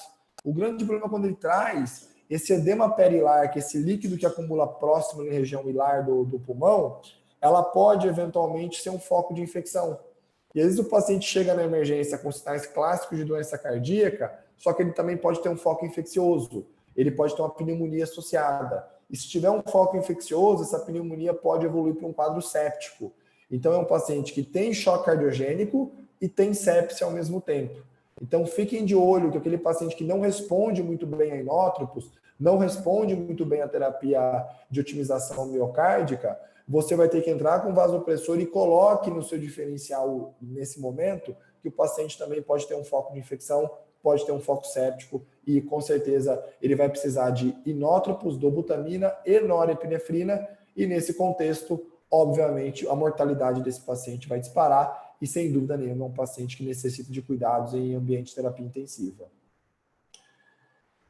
E aí a dica para montar a dobutamina vem em ampolas de 20 ml, 12,5 mg por ml, a infusão está aí, 5 microgramas no minuto, como que a gente prepara a enfermagem, né? A gente pede para a clínica preparar. Estou falando que são doses de emergência essas, tá? Como que a gente prepara? Pessoal, prepara uma dobuta de infusão padrão. Como que é a dobuta de infusão padrão? 4 ml de dobutamina em 250 ml de glicose 5% ou solução salina 0,9. E aí, se eu misturo 4 ml de dobutamina mais 250 de solução, eu posso fazer essa dose, corresponde aí, se eu fizer 1,5 ml por quilo-hora, isso me dá uma dose de 5 microgramas por quilo-minuto. Então fica um pouco mais fácil, porque um paciente de 10 quilos que chega na emergência, a enfermagem prepara nessa quantidade, 4 ml de dobuta em 250, um paciente de 10 quilos vai receber 15 ml por hora e ele vai receber correspondente a 5 microgramas quilo-minuto.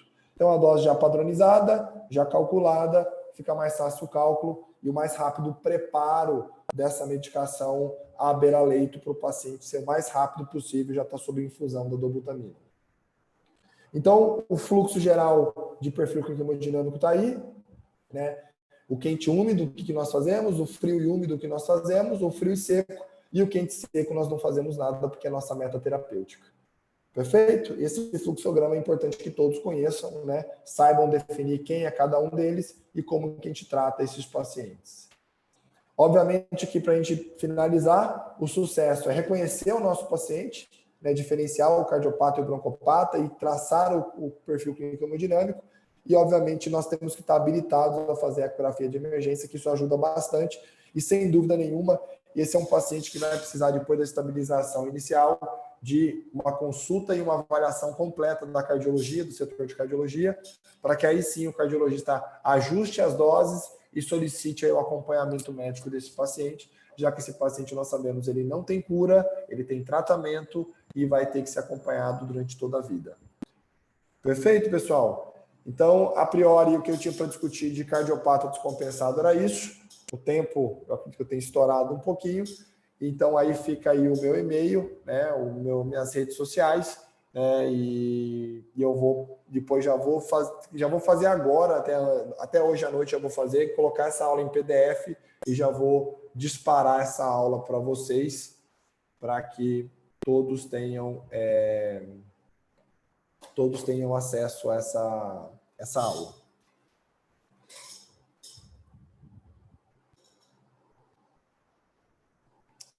César, temos mais uma pergunta. Estou vendo aqui já a pergunta. Sim, a inflamação altera a permeabilidade, com certeza nenhuma. Com certeza aumenta, mas lembrar que o perfil, tá? O perfil de inflamação desses pacientes é uma inflamação endotelial, tá? Não é uma inflamação tecidual, tá? Geralmente a gente aprende a usar o anti-inflamatório numa condição de inflamações teciduais, onde eu tenho a exposição do ácido araquidônico, que é a lesão do tecido, a célula exposta, né? Aí sim os inibidores de COX têm mais efeito. Seriam aqueles pacientes com trauma, cirurgia, exposição de tecido. Nesse caso, Gleice, eu tenho mais um processo de uma inflamação endotelial, que aí não é o mesmo ciclo. E aí, obviamente, que eu tenho outro perfil e anti-inflamatórios para esses pacientes não são muito indicados pelo fato de já terem também comorbidades renais, já terem algumas alterações gastrointestinais, então, obviamente, e terem também predisposição a ter alterações de coagulação sanguínea. Então, anti-inflamatório, seja não esteroidal ou esteroidal, a gente usa com bastante critério, principalmente nesse primeiro momento de emergência, tá? Então, a gente acaba não utilizando de maneira sistemática, porque a gente não sabe a condição de coagulação, sabendo que os anti-inflamatórios não esteroidais interferem no perfil de coagulação do paciente. Nós podemos ter também nesses pacientes alterações renais, né, síndromes cardiorrenais, e aí é mais um fator de contraindicação de anti-inflamatório também. Então, pelo fato da inflamação não ser de origem tecidual, mas de origem endotelial, faz com que a gente tenha que ser um pouquinho mais criterioso e, particularmente, nós não indicamos anti-inflamatório algum nesse momento de emergência para esses pacientes.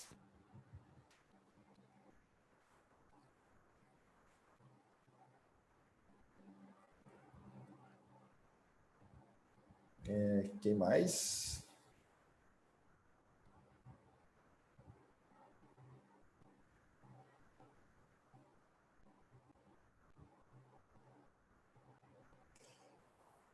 Mas quem quiser perguntar.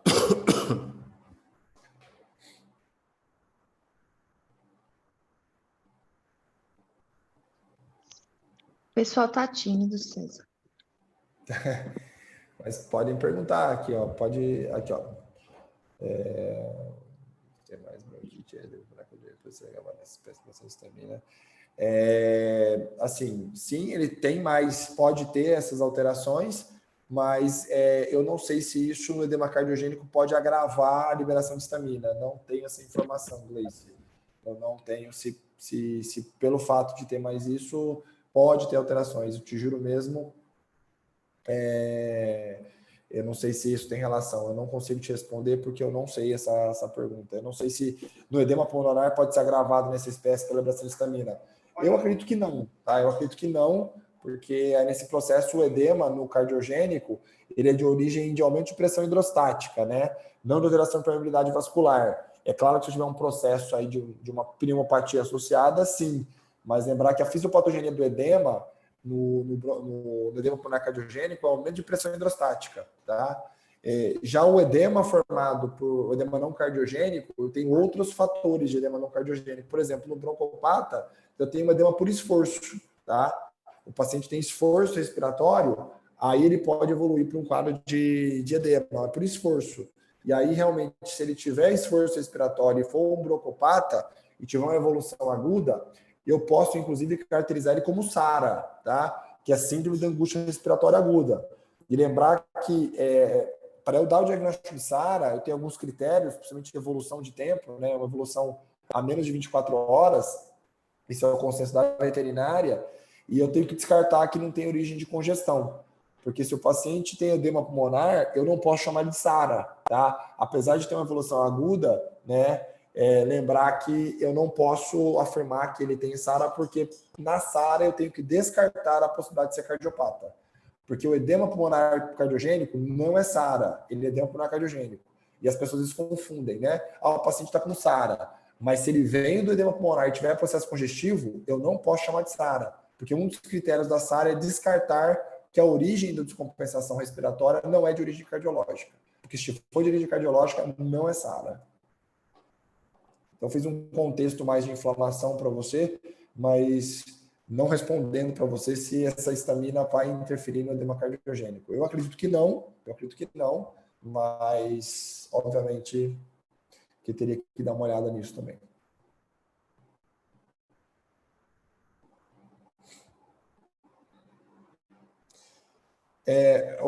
Por que furosemida e não manitol? Porque, na verdade, o manitol ele tem um efeito osmótico, né? O efeito osmótico, depois ele acaba culminando no efeito diurético, né? Diurese osmótica. Mas no primeiro momento ele tem um efeito de osmolaridade aumentada, que é recrutar volume para o vaso sanguíneo. e pode aumentar a volemia e aumentar a pressão, e isso piorar o edema. Então, o mecanismo que o manitol faz a seu efeito diurético, ele é tardio, né? O paciente vai ter depois uma diurese osmótica, mas no primeiro momento ele tem um aumento da osmolaridade plasmática, porque o manitol tem efeito osmótico, e eu pego o líquido que está fora do vaso e coloco ele para dentro, que está fora do vaso, e coloco ele para dentro do vaso. Isso pode aumentar o processo congestivo e sobrecarregar mais no coração. Então, e ainda mais que o volume que eu uso de manitol é um volume maior também, se eu for comparar com a da furosemida. Então, basicamente, a coena é feito diurético, um diurético de alça, e por isso que a gente usa furosemida e não usa manitol, pelo efeito osmótico. E lembrar que o efeito osmótico primeiro recruta volume para depois perder volume. A furosemida não faz isso. César, é a Natália falando uma pergunta. Sim. Com relação à hipertônica que o consenso cita, né? Em que momento você usaria? Em qual perfil hemodinâmico você usaria? Ou você não usa de jeito nenhum a hipertônica nesses casos? Podemos usar em algum contexto. Qual contexto, Natália? Boa pergunta, excelente pergunta. Por exemplo, no choque cardiogênico. O choque cardiogênico, de eleição, o que a gente faz pela escolha? Entrar com a dobutamina. Tá? Então, a dobutamina, a gente entrou com a dobutamina nesses pacientes. Lembrando que a dobutamina tem efeito beta-1 e beta-2. Tá? Beta-1 é efeito cardíaco, beta-2 é efeito vasodilatador. Só que se a gente pegar, se vocês olharem a bula da dobutamina, vocês vão ver que a primeira coisa que a dobutamina fala, qual que é a primeira contraindicação da dobutamina? Hipovolemia. Tá? Se o paciente estiver hipovolêmico, se você colocar a dobutamina, ele vai piorar. Então, você pegar um paciente com trauma, sangrando, e colocar a dobutamina, ele morre. Você não pode colocar nunca um paciente hipovolêmico a dobutamina, porque ela predomina o efeito beta-2, que é vasodilatador, e se eu tiver hipovolemia e vasodilatar, aí que o paciente morre mesmo. Então, qual que é a dica aqui, Natália? Você está com um paciente com choque cardiogênico. E o coração não está conseguindo bombear o sangue direito. Então, eu estou aumentando a congestão no leito venoso e está faltando sangue no leito arterial. Se eu coloco uma droga que aumenta a contratilidade, o que ela tem que fazer automaticamente? Pegar o sangue que está no leito venoso e jogar no leito arterial. Então, a pressão arterial tem que subir, certo? Isso é o que eu espero, e mesmo porque é o objetivo, porque o paciente não está frio, ele deve estar hipotenso. Então, quando eu faço a dobutamina, eu tento aumentar a perfusão dele. Então, o que implica isso? Se eu colocar o paciente na dobutamina, né, e esse paciente piorar a hemodinâmica, ele piorou a hemodinâmica, o que ele está me dizendo? Que ele precisa de volume.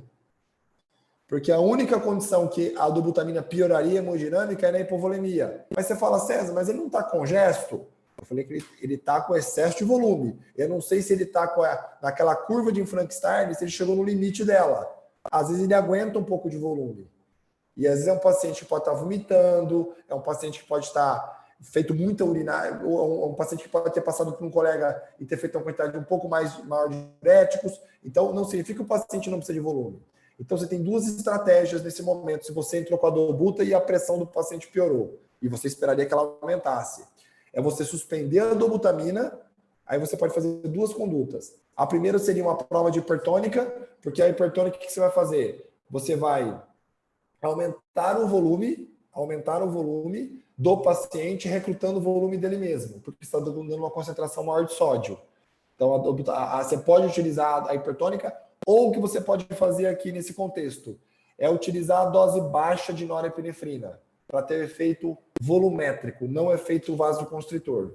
Então, qual que é a dose da nora, dose baixa que a gente usa hoje? 0,1 a 0,3 microgramas por quilo. Então, no cardiopata, aí você fala, César, mas se você usar uma dose alfa, você vai fechar a saída da aorta, né? Não a saída da aorta, mas você vai aumentar a resistência e piorar o desempenho cardíaco. Só que eu não estou fazendo dose de meio micrograma quilo minuto de nora. Eu estou fazendo dose de 0,1 a 0,3, que é uma dose baixa. Para quê? Recrutar volume para esse paciente. Perfeito? Eu estou dando mais sangue para o coração. Então, isso pode melhorar o desempenho cardíaco. Aí entro com a dose 0,1 ou faço a hipertônica, uma das duas coisas. Depois que eu comecei a dose de nora, 0,1 a 0,3, ou fiz a hipertônica, agora sim eu volto com a dobutamina. Porque se eventualmente a dobutamina agora aumentar a pressão, é porque o volume desse paciente se adequou. Então seria a indicação que a gente faria a hipertônica nesses pacientes, ou a opção hipertônica é uma dose baixa de norepinefrina, que também seria indicada. Obrigada. Outra coisa que eu queria, de repente, que você comentasse, porque eu vejo muito no hospital o pessoal utilizar aminofilina, enfim, né, broncodilatador nos casos de edema, sempre sobe com o clínico tendo feito pelo menos uma dose. Que você teria para comentar sobre isso? Ó, se ele for cardiopata, lembra que ele está com o sistema simpático extremamente ativado. O sistema simpático, um dos objetivos do sistema simpático, aumenta a frequência cardíaca, mas o efeito simpático qual é? Broncodilatação. Então, você não precisa broncodilatar um paciente cardiopata. Ele já está todo broncodilatado. O sistema simpático está no máximo. E lembrar que a aminofilina, ela pode ter um efeito, né, tacardizante, né? E justamente porque eu tenho aí as xantinas, as metilxantinas, principalmente as xantinas, não é a teofilina, propriamente dita, mas a aminofilina, que é parente, ela pode aumentar a frequência cardíaca. E se eu aumentar a frequência cardíaca, eu posso piorar o desfecho do cardiopata. Então, não tem indicação de nenhum broncodilatador para o cardiopata. Broncodilatadores a gente vai usar para quem? Para quem tem o quê? Não tem o simpático ativado, pode ter o parasimpático ativado. Né? Ou o paciente que está fazendo broncoespasmo, processo inflamatório, mas aí é o paciente broncopata.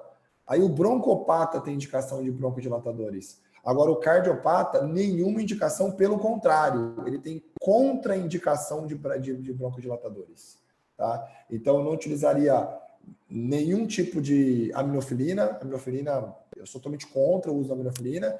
E se fosse usar um broncodilatador, no broncopata, a eleição seria a terbutalina, tá? A terbutalina, porque ela é seletiva, ela é beta-2 seletiva. Então, a gente tem aí um efeito que interfere mais na broncodilatação e não tanto no coração.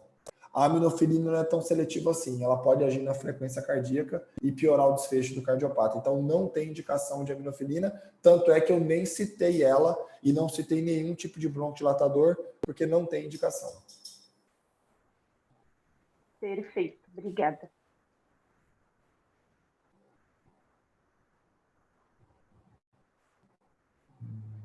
Mais alguma pergunta?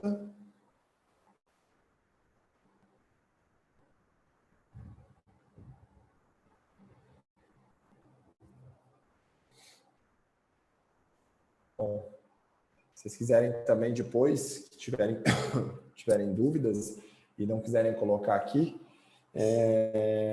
fiquem à vontade também para me procurarem quando estiver no hospital, para tirarem as dúvidas, ou procurarem alguém, né, e pegarem meu telefone e mandar mensagem, porque às vezes as pessoas têm... Acho que a gente não deveria ter vergonha de tirar dúvidas, né? Ou às vezes a gente não tem dúvidas mesmo, né?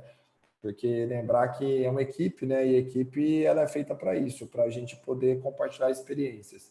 Mas se alguém ainda, mesmo assim, tiver vergonha ou não quiser perguntar agora, aí vai ter outras oportunidades também. Eu estando no hospital também, é só me procurar lá, a gente tira as dúvidas e discute.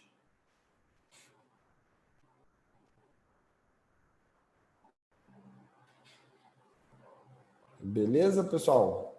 Bom, então na ausência de dúvidas, a gente pode finalizar por hoje. E a gente tem um próximo encontro, a cada 15 dias a gente vai ter um encontro, e o próximo escolhido foi sobre gatos, né? Gatos na emergência, particularidades do felino na emergência.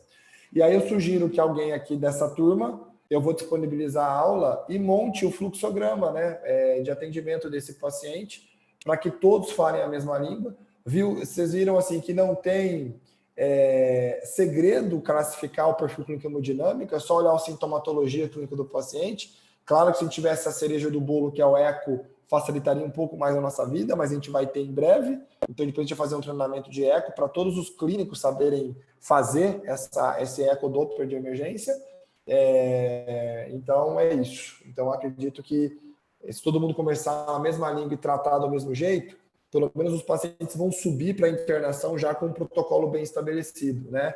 Já às vezes na infusão de dobutamina, na infusão de furosemida, né? Então vai direcionar e facilitar muito aí a conduta e sem dúvida nenhuma isso vai culminar no desfecho mais positivo para o nosso paciente e sem dúvida nenhuma vão sobreviver mais e vão para casa mais também. Isso para a gente é muito bom, né? Nosso objetivo é esse, melhorar a qualidade de vida deles.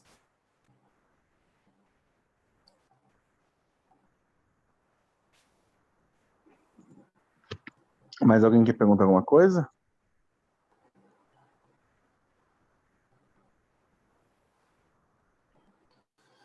Bom, então é isso, pessoal. Me coloco à disposição.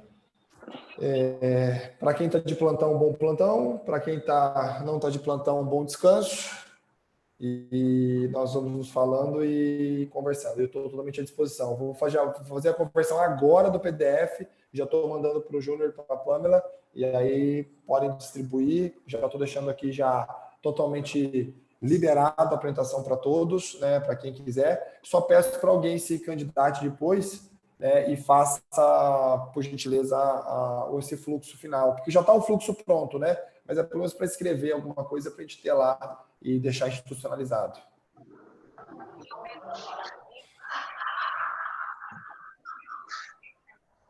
Ok, César. Ok, Obrigado. viu, César? Obrigado, Clemente. Obrigado, Júnior. Obrigado, Pamela. Obrigado a todos aí pela presença. E desculpem aí alguma coisa, uma piadinha que eu faço às vezes fora de time. Aqui não dá nem para fazer piada, porque no online aqui não dá para conversar muito, não dá para descontrair.